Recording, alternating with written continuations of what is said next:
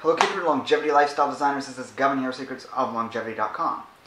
This is a video response to a recent comment on one of my videos. I'm just going to go through it in chunks. It's a couple paragraphs, and we'll see what I can come up with on the spot. I haven't done any research beforehand. It's not that in-depth of a comment. It's not like my last video response, which went on for nearly an hour.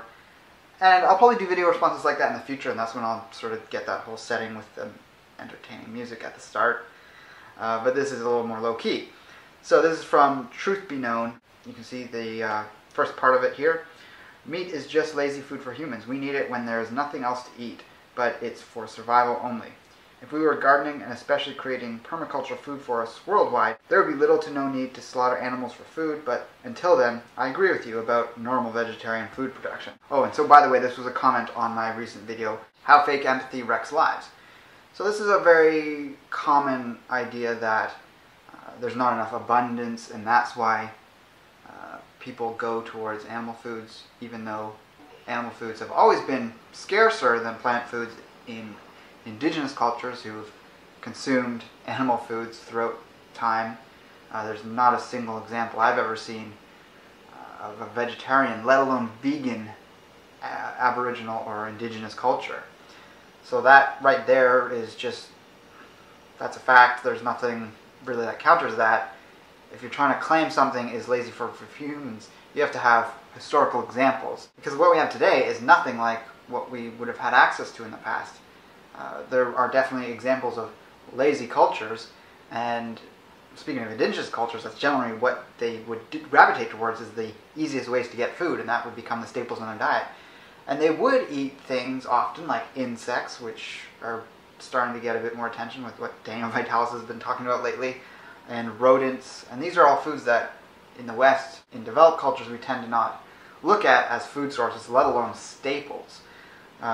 So to call meat lazy, that's not even recognizing how much work goes into producing it when you're talking about farms, but even in the wild, how unbelievably difficult it is to capture an animal versus going out to collect plants. If you're talking about the overall caloric value you get for the amount of effort you put out, yes, it is more calorically dense because you have the fat and nutrients there.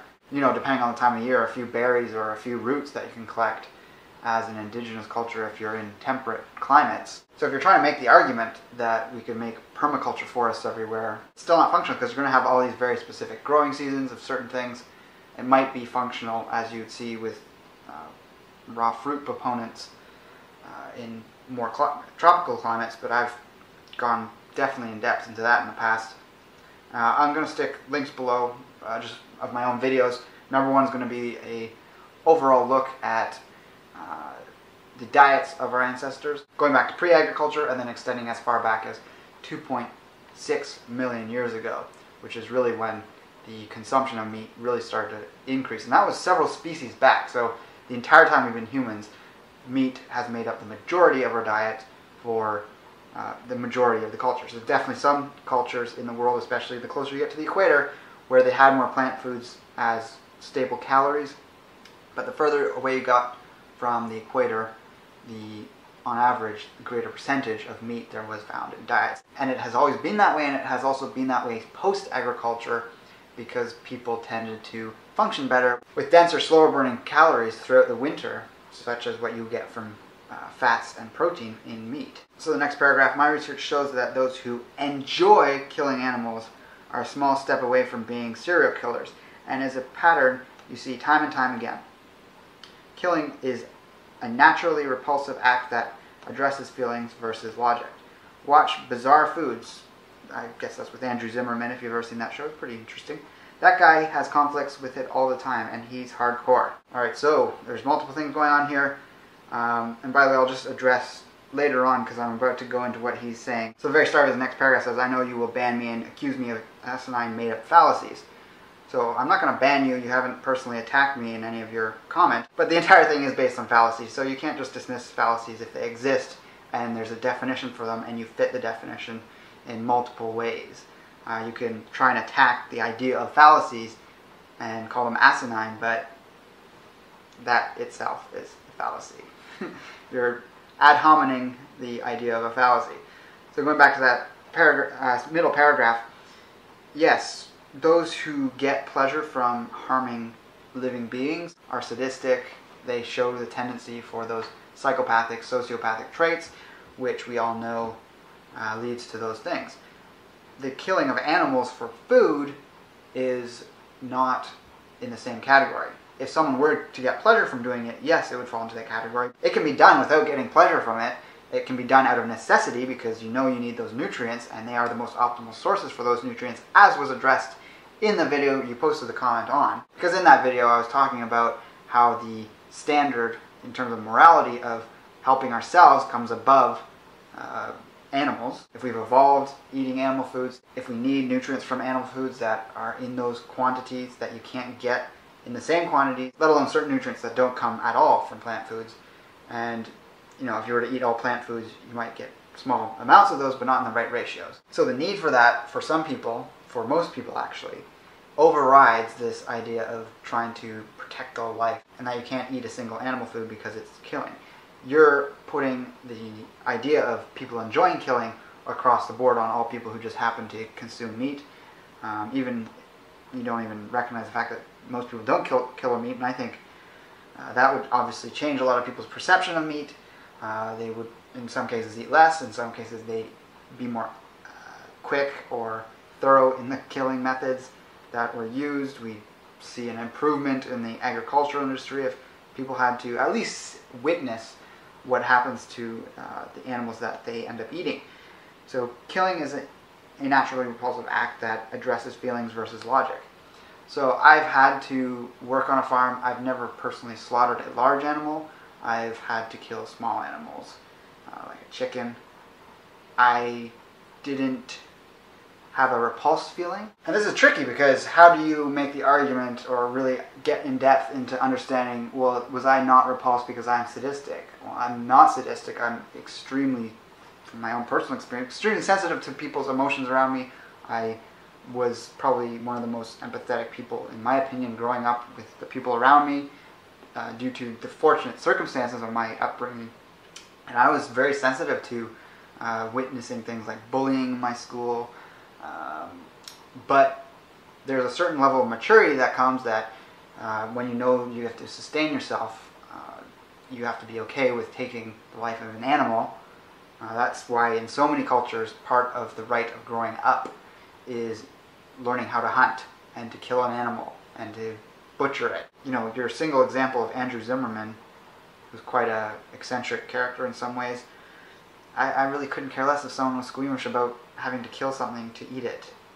That is feelings, whereas the logic side of it is when you recognize that you need this to survive, you can make that decision in yourself and you make your own health a standard above the sources of your food. Some people will try and say, well, that justifies killing another human if you're going to eat them. It's like, no, it doesn't. You have to recognize what I talked about in that video to understand why that would be immoral.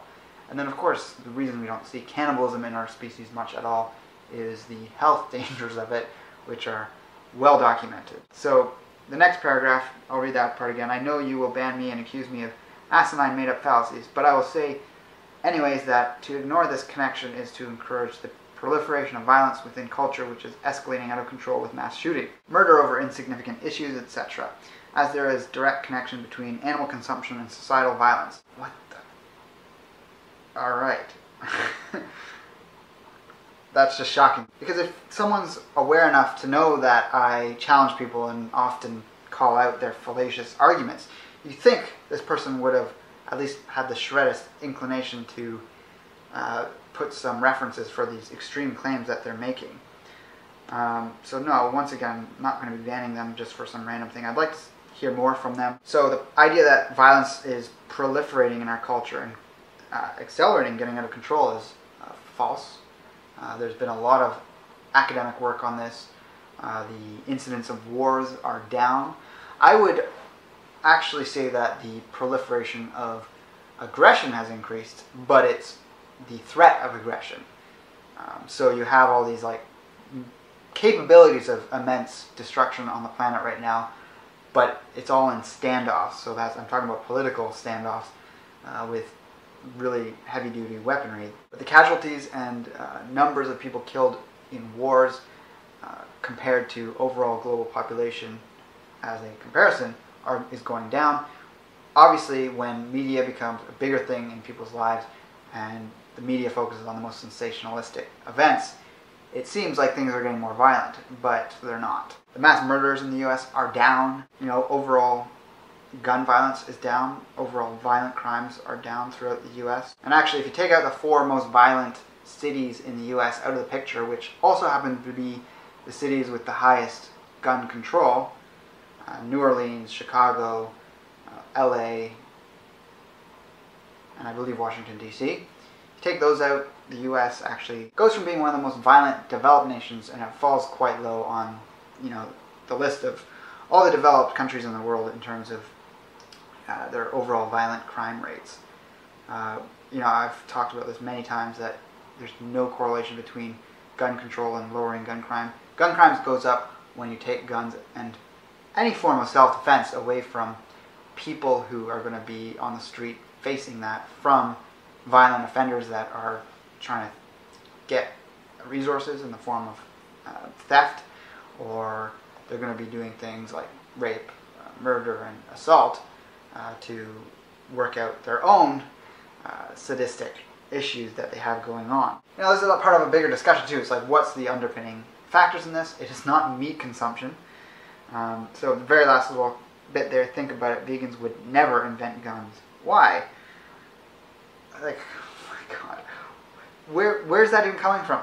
Like, how can you make that claim? Not only can you not have a historical context for it, which in of itself should tell you that veganism is unnatural, because back when guns were invented, if there were no vegans...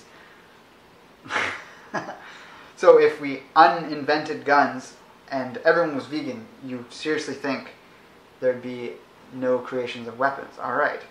If you want to think that way, you can be my guest, but you can't make these lofty theories and pull them out of nowhere. In fact, violent crime has been extremely correlated with low total cholesterol and low consumption of cholesterol in the diet.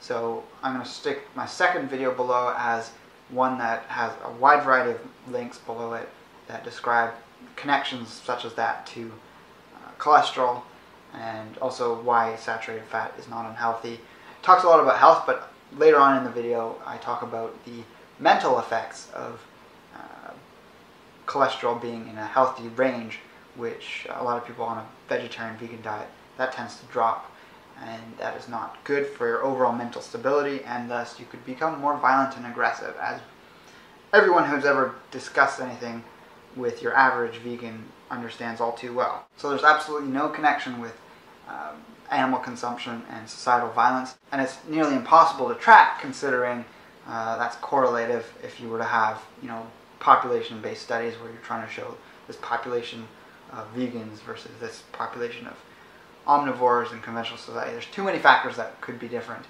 that you wouldn't be able to show that. But what you can show is that when cholesterol drops, violent crime goes up. And really, anything to do with violence and aggression, that's a moral issue. Diet can help put us in a stable place so that we can become more moral people, but diet doesn't directly affect your morals.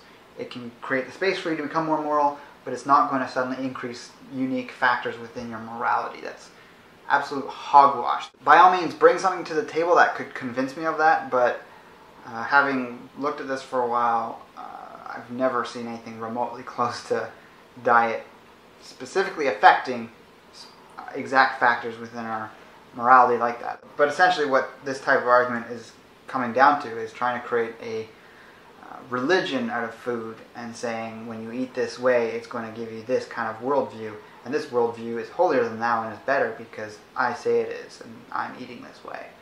That's the type of mentality that is quite dangerous, as it leads to ignoring certain factors that challenge one's choice in food.